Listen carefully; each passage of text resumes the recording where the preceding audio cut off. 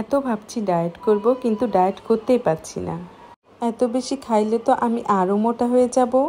আসসালামু আলাইকুম এভরিওয়ান, তোমরা সবাই কেমন আছো? আমিও অনেক ভালো আছি। আমার ছোট্ট সংসার এবং আমার বিজনেস নিয়ে আমি অনেক বেশি ব্যস্ত থাকি, যার জন্য কিন্তু আমার ওইভাবে বাইরে বের হয় না। তাই আজকে রান্নাবান্না বন্ধ করে ভেবেছি জিদানকে নিয়ে আজকে বাইরে খাওয়া দাওয়া করব।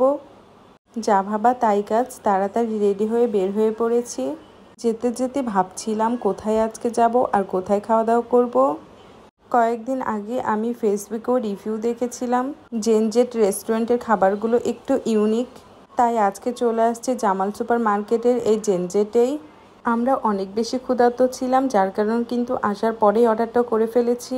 এই ফাঁকেই ছোট ছোট ভিডিও ক্লিপগুলো নিয়ে নিয়েছি, শুধু তোমাদের সাথে শেয়ার করব বলেই। রেস্টুরেন্টটা মোটামুটি গুছানোয় আমার তো বেশ ভালোই লেগেছে।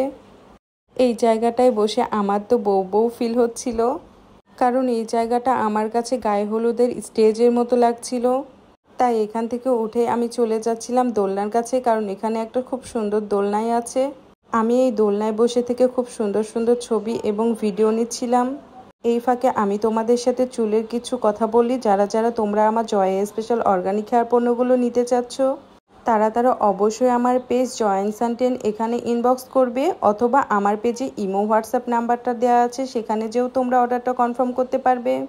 তোমরা যারা চুলের অনেক ধরনের সমস্যায় ভুগছো, যেমন চুল পড়ে যাচ্ছে, নতুন চুল গজাচ্ছে না, তার সাথে চুল অনেক খুশকি, চুল বড় হচ্ছে না, চুল ডাফ হয়ে গেছে, তাদেরকে বলবো তোমরা আমার প্রতি বিশ্বাস রেখে তোমরা একবার আমার জয় স্পেশাল অর্গানিক হেয়ার পণ্যগুলো ব্যবহার করো। ইনশাল্লাহ তোমাদের চুলে সব সমস্যা চলে যাবে এবং চুলও অনেক সুন্দর হবে। এই জায়গাটা ছিল ছোট্ট একটা লাইব্রেরির মতো, এখানে অনেকগুলো বই ছিল।